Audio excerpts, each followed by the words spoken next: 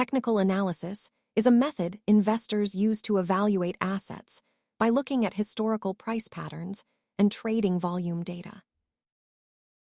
Instead of looking at a company's earnings or business model, technical analysts focus strictly on market activity and price movement over time. Some traders argue that market prices already account for all available information, making charts the best way to forecast future trends. Analysts use these tools to identify potential entry and exit points, looking for signals that a trend might be shifting. This differs from fundamental analysis, which examines the underlying financial health of a company rather than its recent price history. Charts allow investors to visualize historical data, helping them spot repeating formations that might influence future supply and demand.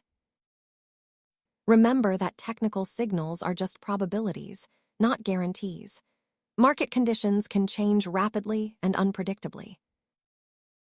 Technical analysis is one tool among many. Always consider your own risk tolerance before making investment decisions. Thanks for watching.